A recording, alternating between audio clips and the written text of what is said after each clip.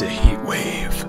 The kind of wave where you're not sure if they're waving at you or waving at someone behind you, so you wave back, and then it's really awkward. So awkward that you start sweating. Tempers are flaring as the temperature is flaring. We're thirsty, restless, violent. People are getting mugged. Plus, it's really muggy out. I wish it would rain already. There's been a drought in the city for weeks. I get some news hot off the presses. Seems the CEO of the water department is in the hospital with a fever. Is he just hot and bothered because of the water shortage? Or is someone sabotaging the department and trying to kill him? My partner Blanche and I get out of the frying pan and into the hospital.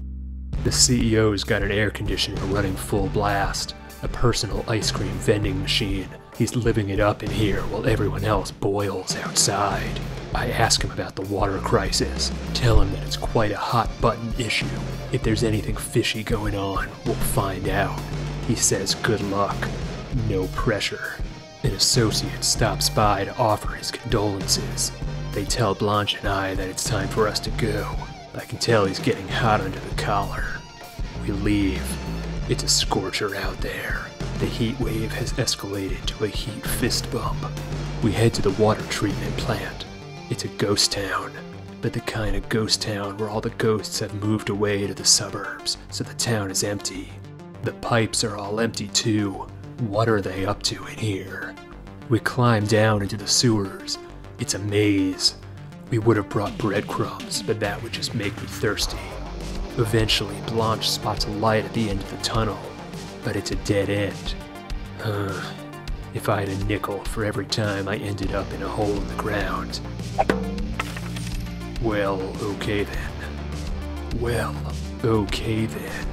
A wishing well. There's no water because they've been draining the town's wells to collect all the coins that people have thrown inside. And a lot of people have been wishing for water. They must be making a fortune. I help Blanche climb out. She'll go stake out the hospital now that we know what they're up to.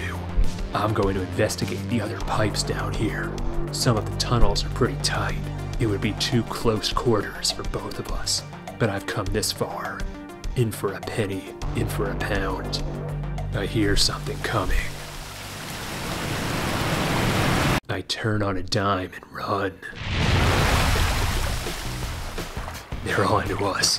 They're closing the loose ends. It's okay. I'll be able to ride the tide out of this hole as long as no one covers the lid.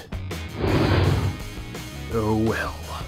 Above ground, Blanche confronts the man from the hospital, the well-wisher we met earlier. He says that we should have left well enough alone.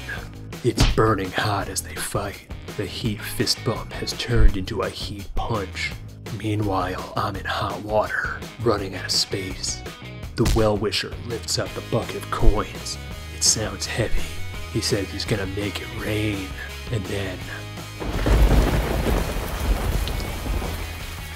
he decides to attack anyway. Slips. Falls. Blanche uncovers the lid and helps me out. Apologizes for almost letting me drown. I tell her it's no sweat. Water under the bridge. All in all, this went swimmingly. The hospital is surrounded by guards from the water department. The CEO must know we're coming, so we get out of the frying pan and into the fire escape. We tell the CEO that we've come through hell and high water. We know what he's up to. I'm about to call the heat so they can come arrest him. He says that he's a very rich man, very powerful, very well-to-do. Is there any way he can change my mind? I say no. Keep the change.